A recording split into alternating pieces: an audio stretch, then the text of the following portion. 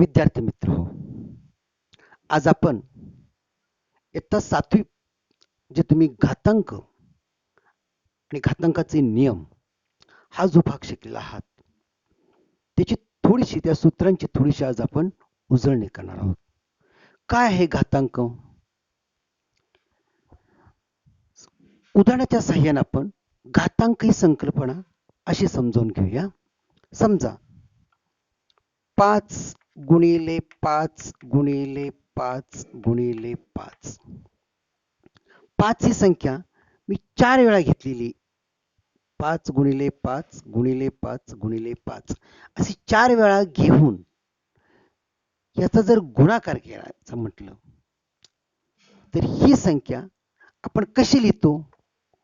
5 आणि त्याच्या डोक्यावरती आपण 4 लिहितो.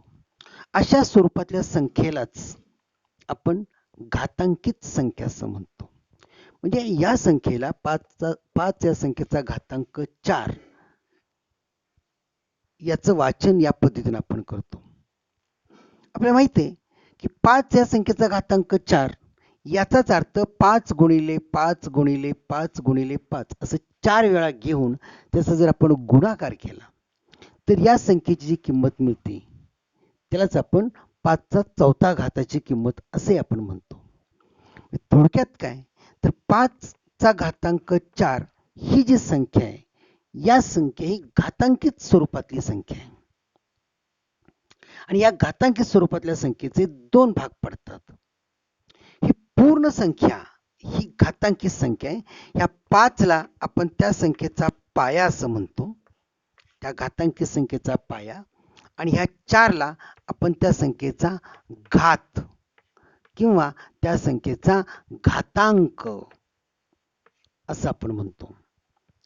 5चा घातांक 4 ही पूर्ण संख्येला आपण घातांकित संख्या म्हणतोय आणि या घातांकित संख्येचे 2 भाग पडतात.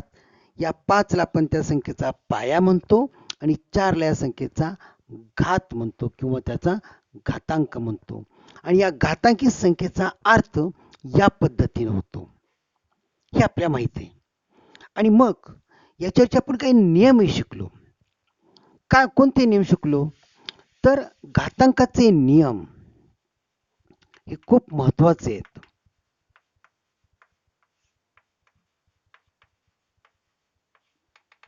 मग आठवूया आपण जरा घातांकाचे नियमांची उजळणी करूया.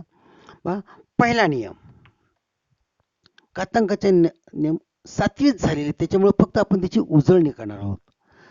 2 घातांकित संख्या आहेत. समजा a चा घातांक m गुणिले a चा घातांक n.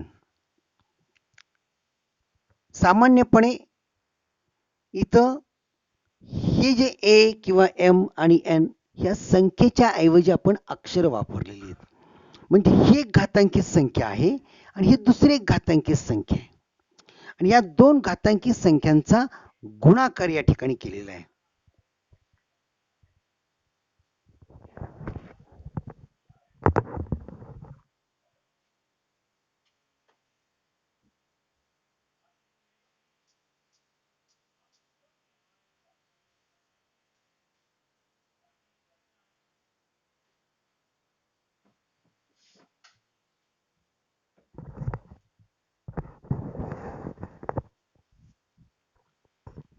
या वेगवेगळ्या 2 घातांकीय संख्यांचा गुणाकार या ठिकाणी केलेला आहे. पहिली घातांकीय संख्या a चा घातांक m, दुसरी घातांकीय संख्या a चा घातांक n. या दोन्ही घातांकीय संख्येमध्ये त्यांचा पाया समान आहे. हा पाया आहे, हाही पाया आहे, पण घातांक मात्र भिन्न आहेत. या घातांकीय संख्येचा घातांक m आहे, या घातांकीय संख्येचा घातांक n आहे. तर नियम काय सांगतो तर a चा घातांक पाया तसाच ठेवला आपण, घातांकांची बेरीज a चा घातांक m अधिक n हा असा पहिला नियम आहे. हे झालेलं आहे. उदाहरणार्थ आपलं उदाहरण जर घ्यायचं झालं तर आपल्याला काय सांगता येईल? समजा 7 या संख्येचा घातांक 8 आहे गुणिले 7 या संख्येचा घातांक 3 आहे. आता ह्या घातांकी संख्या आणि ह्या घातांकी संख्ये मध्ये काय दिले बघा, दोन्ही संख्या, या दोन्ही घातांकी संख्येचा पाया समान आहे. पाया समान आहे, घातांक मात्र भिन्न आहेत. तर या उदाहरणामध्ये आपण काय करतो, पाया तसाच ठेवतो आणि घातांकांची बेरीज, घातांकांची बेरीज ही घातांकाच्या जागेवर म्हणजे 7च्या डोक्यावरील 8 अधिक 3 आणि म्हणून याचं उत्तर येईल 7चा घातांक 11. अशा पद्धतीने आपण हे उदाहरण सोडवलेले आहेत. आणखी एक उदाहरण घ्यायचं झालं तर आपल्याला सांगता येईल, समजा a चा घातांक 6 गुणिले a चा घातांक ऋण 4. नियमानुसार काय येईल, ह्या घातांकी संख्येमध्ये पाया a आहे, या घातांकी संख्येमध्ये पाया a आहे, म्हणजे दोन्ही ठिकाणचा पाया समान आहे, मध्ये गुणाकारचं चिन्ह आहे. तर घातांकांची बेरीज, अर्थात ही बेरीज चिन्हांकित बेरीज आपल्याला घ्यायची, म्हणजे पाया तसाच राहील आणि इथं 6 पहिला घातांक 6 बेरीज करायची म्हणून अधिक चिन्ह येईल आणि दुसरा घातांक ऋण 4 या पद्धतीने येईल. आणि मग चिन्हांकित बेरजेच्या नियमाचा वापर करून काय येईल सांगा, a चा घातांक 6 आधी कवळातलं चिन्ह बदलणार नाही, ऋण 4 आणि म्हणून a चा घातांक 6 वजा 4 2. म्हणजे या नमुन्याची उदाहरणं आपण सोडली आहेत, फक्त आपण त्या घातांकांच्या नियमाची उजळणी करत आहोत. हा नियम असा आहे. नियम दुसरा काय पहा, नियम क्रमांक 2. तो कसा सांगितला होता की a चा घातांक m भागिले a चा घातांक n. इथं काय झालंय, या घातांकी संख्या आणि या घातांकी संख्येमध्ये दोघांचा पाया समान आहे, तो आहे a, आणि घातांक मात्र भिन्न आहेत. मग अशा घातांकी संख्येच्या भागाकाराच्या गणितामध्ये आपण काय करतो, पाया तसाच लिहितो, जो पाया आहे तो तसाच येईल आणि घातांकांची वजाबाकी म्हणजे m वजा n. हा नियम असा आहे, पाया समान, भागाकारचं चिन्ह आहे, तर घातांकांची वजाबाकी. कसं उदाहरण सोडवता येईल, उदाहरण बघा. उदाहरण समजा असं असेल, 9 चा घातांक 3 भागिले 9 चा घातांक 7. नियमाचा वापर करून काय येईल बघा, या दोन्ही घातांकी संख्येमध्ये हा पाया 9 आहे, इथेही पाया 9 आहे,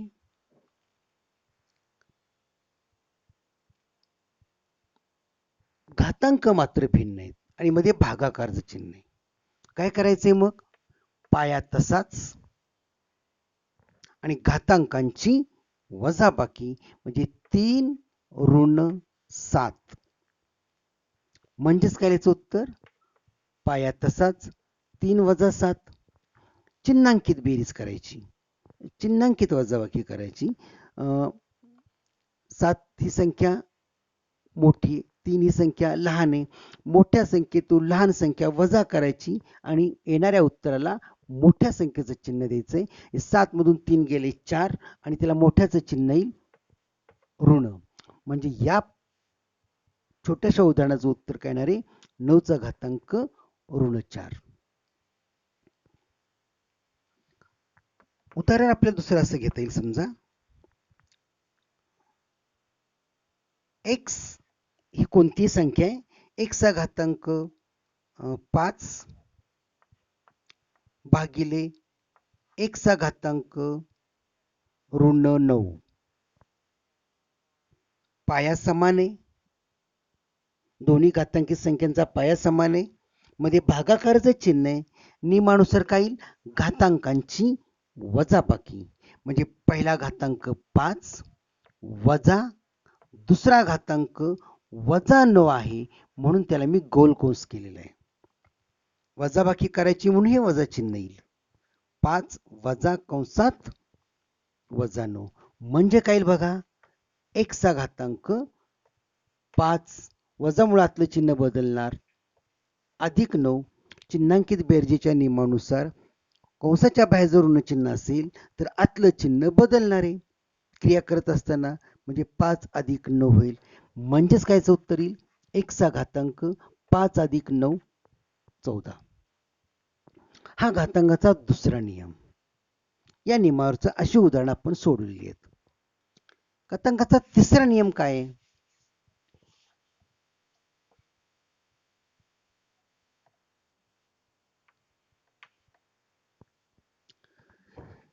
समजा असं असेल, a चा घातांक m आणि पुन्हा त्या संख्येचा घातांक n, म्हणजे ही घातांकित संख्या आहे की ज्या घातांकित संख्येचा पाया a आहे आणि त्याचा घातांक m आहे आणि पुन्हा त्याचा घातांक n आहे.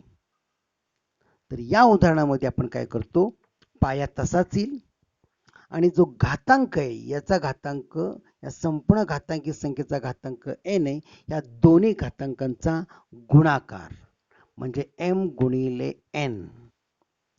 पाया तसाच राहील आणि घातांकांचा गुणाकार. थोडक्यात हे लक्षात कसं ठेवता येईल? घाताचा घात, घाताचा घात म्हणजेच घातांकांचा गुणाकार. उदाहरण कसं सोडतील बघा याच्यावरचं. उदाहरणार्थ 8 चा घातांक ऋण 2 आणि पुन्हा त्याचा घातांक 3. तर या प्रश्नाचं उत्तर असं कसं येईल आपल्याला? या उदाहरणाचं उत्तर पाया तसाच येईल आणि घातांकांचा गुणाकार म्हणजे ऋण 2 गुणिले अधिक 3. घाताचा घात, घातांकांचा गुणाकार म्हणजेच उत्तर काय येणार याचं? 8 तसेच येतील, पाया तसाच राहील. आता इथं दोघांचा गुणाकार आहे, ह्या दोन संख्या चिन्हांकित दोन संख्यांचा गुणाकार. हे ऋण आहेत, हे धन आहेत. ऋण आणि धन, ऋण आणि धन विरुद्ध चिन्ह आहेत. विरुद्ध चिन्हांचा गुणाकार ऋण येईल आणि 3 दोन्ही 6 येईल. म्हणजे या छोट्याशा गणिताचं उत्तर या पद्धतीने येईल.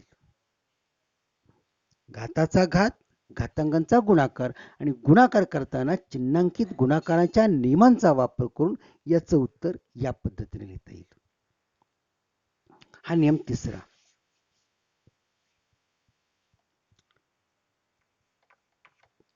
चौथा नियम.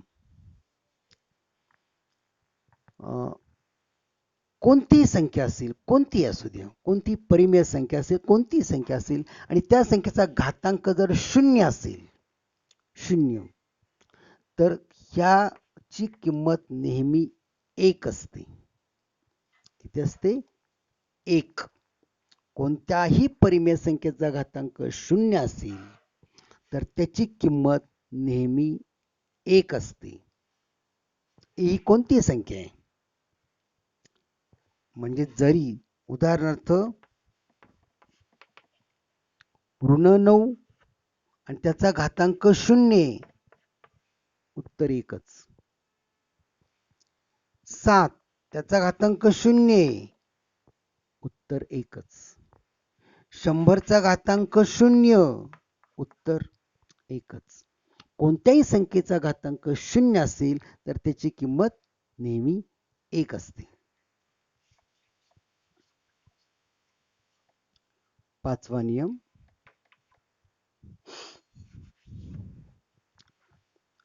दोन संख्यांचा गुणाकार आहे आणि त्याचा घातांक m आहे. म्हणजे हा पाया आहे. a गुणिले b काय? हा पाया आहे आणि या पायाचा घातांक m आहे. तर या घातांकाचा नियम काय असणार आहे? तर a गुणिले b हा जो पाया आहे या संपूर्ण गुणाकाराचा घातांक जर m असेल तर a चा घातांक m गुणिले b चा घातांक सुद्धा mच. a चा घातांक m गुणिले b चा घातांक, दोघांचाही घातांक m.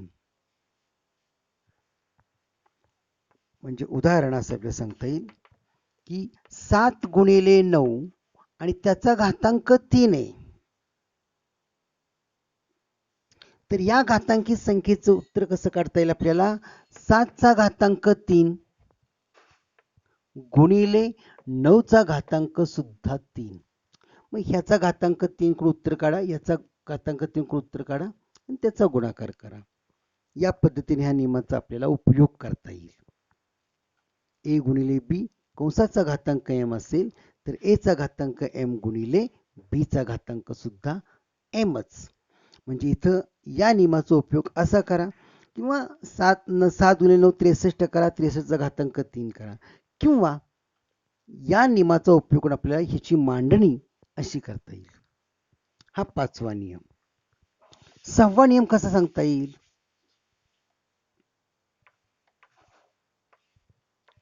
ए भागिले बी आणि त्याचा घातांक एम आहे. हा पाया आहे. ए छेद बी काय आहे?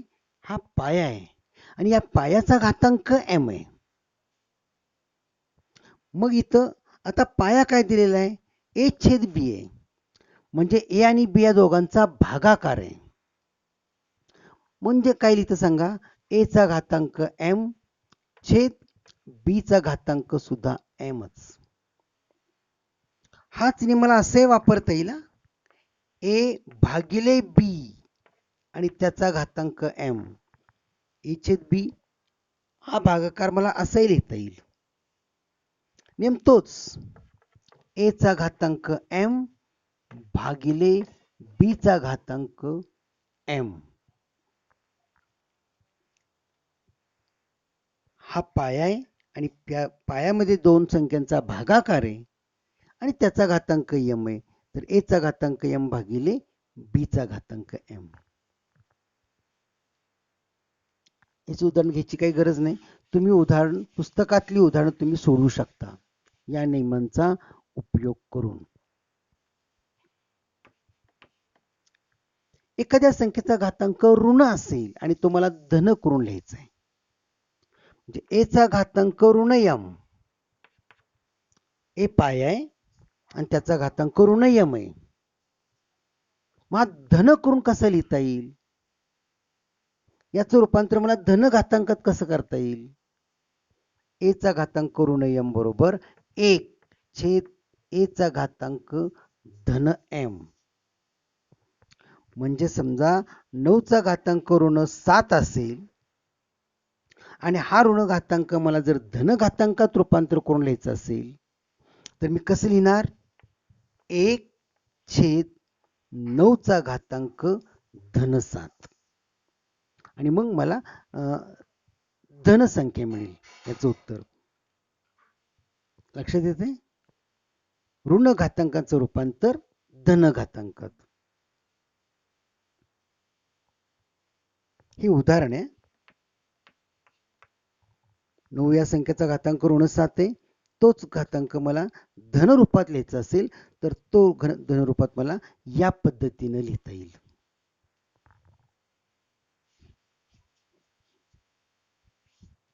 आठवा नियम.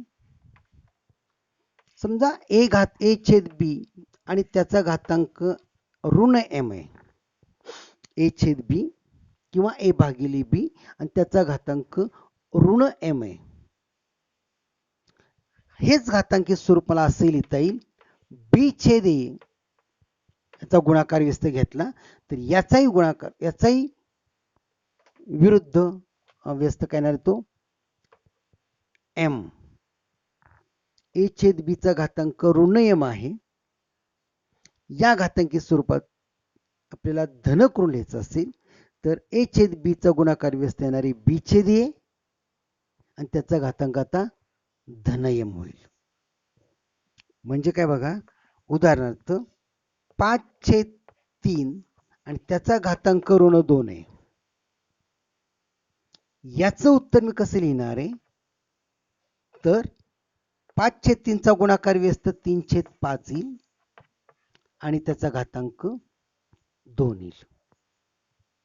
चिन्ह इकडे गेल्यावर ही उजळणी, नियमांची उजळणी लक्षात घ्या. 7वी पर्यंत हे सगळे नियम आपण शिकलेलो आहोत.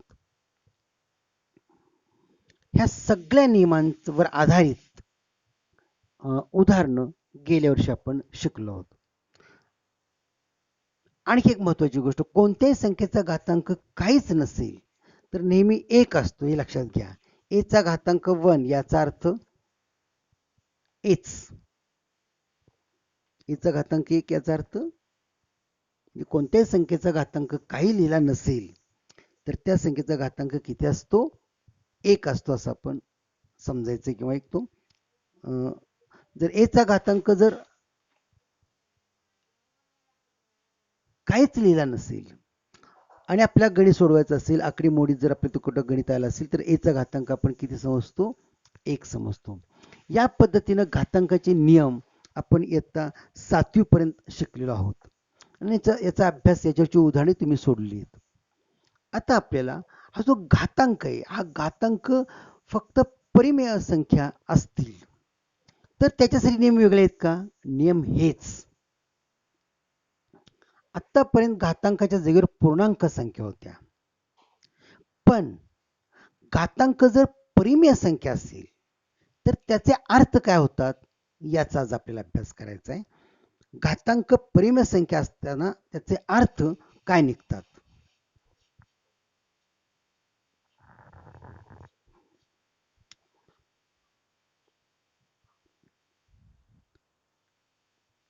समजा कोणती संख्या आहे, संख्येचा घातांक, कोणत्याही संख्येचा घातांक जर या पद्धतीत असेल 1/2 किंवा 1/3, 1/4, 1/5, या पद्धतीने जर समजा संख्येचा घातांक असेल तर ह्याचे काय अर्थ आहेत ते आज आपल्याला शिकायचे. कोणती संख्या घेतली, समजा मी 5 ही संख्या घेतली. 5 चा वर्ग आपण कसा लिहितो? 5 चा वर्ग म्हणजे 5 च्या डोक्यावरती 2 लिहितो, म्हणजेच 5 चा वर्ग, म्हणजेच 5 चा वर्ग किती येतो? 25 लिहितो. 5 चा वर्ग म्हणजेच आपण या पद्धतीने लिहितो आणि याची किंमत 25 येते, हे आपल्याला माहिती आहे. मग 5 चा वर्ग जर 25 असेल तर 25 चं वर्गमूळ किती? तर 5, आणि म्हणून 25 चे वर्गमूळ शब्दात असं आपण लिहितो. हे कसे लिहितो 25 चं वर्गमूळ? तर ते चिन्हाच्या भाषेत आपण या पद्धतीने लिहितो. 25 चं वर्गमूळ, 5 चा वर्ग जर 25 असेल तर 25 चे वर्गमूळ या पद्धतीने लिहितो आपण. मग 5 चा वर्ग असा लिहिलाय, मग हेच आपल्याला आणखी घातांकित स्वरूपात कसं लिहिता येईल? हे चिन्हात लिहिलं, हे वर्गमूळाचं चिन्ह आहे. हे 25 चं वर्गमूळ आपल्याला घातांकित स्वरूपात या पद्धतीने लिहिता येतं. 25 चा घातांक 1/2. म्हणजे एखाद्या संख्येचा घातांक 1/2 असेल तर याचा अर्थ ते वर्गमूळ आहे, त्या संख्येचं ते वर्गमूळ आहे. 5 चा वर्ग 25, 25 चं वर्गमूळ चिन्हाच्या भाषेत आपण असं लिहितो आणि घातांकित स्वरूपात मात्र हे असं लिहिलं जातं. आणि याचा घातांक किती आता? हा 1/2 आहे. घातांक 1/2 याचा अर्थ या संख्येचं वर्गमूळ, घनमूळ.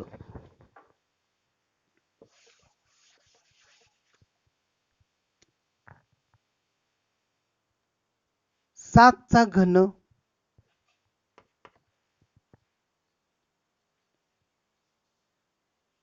किती?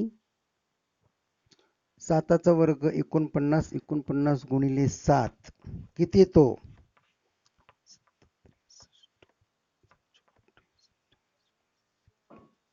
243.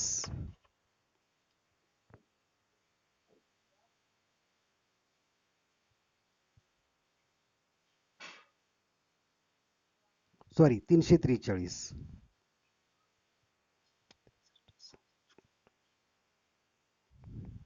343. 7 चा घन 343.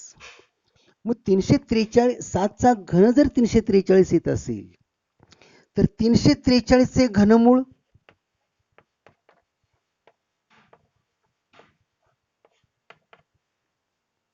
कसं लिहिलं जातं?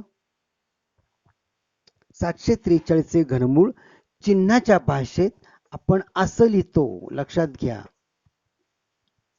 343 चे घनमूळ बरोबर 7. हे झालं चिन्हाच्या भाषेत. घातांकित स्वरूपात 743 चं घनमूळ कसं लिहिता येईल? हेच मला 343 चं घनमूळ, हेच घनमूळ मला कसं लिहिता येईल? 343 चे घनमूळ म्हणजेच 1/3 बरोबर 7. म्हणजे हे काय दाखवतात? जर घातांक 1/2 असेल तर याचा अर्थ ते वर्गमूळ आहे, त्या संख्येचं वर्गमूळ. घनमूळ या पद्धतीने लिहिता येईल. म्हणजेच आपल्याला असं सांगता येईल की घातांक जर 1/2 किंवा 1/3, 1/4, 1/5 असतील तर ते काय असणार आहे? त्याचे मूळ हे त्या संख्येचं मूळ आहे. दुसरं मूळ, तिसरं मूळ, चौथं मूळ, पाचवं मूळ अशा पद्धतीनं हे सांगता येतं. आणखी लक्षात द्या, 4 ही संख्या घेतली. 4 चा वर्ग 16 म्हणून 16 चे वर्गमूळ शब्दात आपण असं लिहिणार. चिन्हाच्या भाषेत असं लिहितो किंवा इथं 2 लिहितो, पण इथं हे वर्गमूळाचे चिन्ह आहे. इथं 2 न लिहिण्याचा एक संकेत आहे. इथं काहीच नसते, त्याचा अर्थ इथं हे वर्गमूळ आहे. पण हेच मला कसं लिहिता येईल? 16 चा घातांक 1/2. म्हणजे घातांक, संख्येचा घातांक जर या नमुन्यात असेल, या पद्धतीने लिहिला असेल तर हे काय दाखवतं? त्याचं, त्या संख्येचं मूळ दाखवतं. हे लक्षात ठेवायचं. याच्यावर आधारित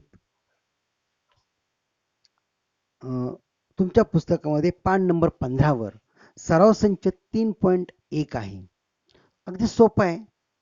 तुम्हाला जर मूळ कळलं तर तुम्हाला, म्हणजे ती संख्या जर कळली, घातांकी स्वरूपातील संख्या जर कळली तर सराव संच 3.1 तुम्ही सहज सोडू शकाल.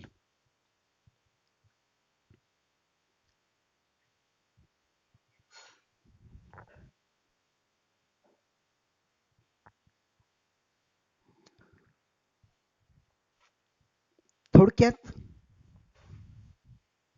ए ही कोणतीही संख्या असेल तर ए चे n वे मूळ, सामान्यपणे ए चे n वे मूळ हे कसं लिहिलं जातं? ए चा घातांक 1/n. हे घातांकी स्वरूपात लिहिलं आणि हेच मला चिन्हाच्या भाषेत कसं लिहिता येईल? ए चा घातांक, ए चे n वे मूळ या पद्धतीने लिहिलं. हे झालं घातांकित स्वरूप.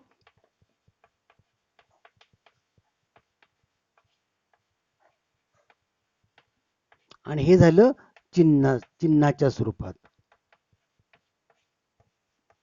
त्या संख्येचे मूळ, ए चे n वे मूळ या पद्धतीने येईल. मग याचं वाचन याच पद्धतीने, ए चा घातांक 1/5 असेल तर ए चे 5वे मूळ, तेच आपल्याला चिन्हाच्या भाषेत या पद्धतीने लिहिता येईल. कोणतीही संख्या तुम्हाला एखाद्या संख्येचं मूळ, फक्त हे एवढं लक्षात ठेवायचं. ठीक आहे. आज आपण एखाद्या संख्येचं मूळ कसं शोधायचं किंवा मूळ कसं लिहायचं याचा आपण अभ्यास केला, की ज्या ठिकाणी घातांकामध्ये त्याचा अंश हा 1 होता आणि छेदस्थानी त्या संख्येचं मूळ होतं. याच्यावर आधारित सराव संच 3 आज एक तुम्ही सोडवायचं आहे. उद्याच्या तासाला आपण संख्येचा घातांक जर वेगळी परिमेय संख्या असेल तर त्याचे अर्थ काय निघतात हे पुढच्या तासाला. धन्यवाद.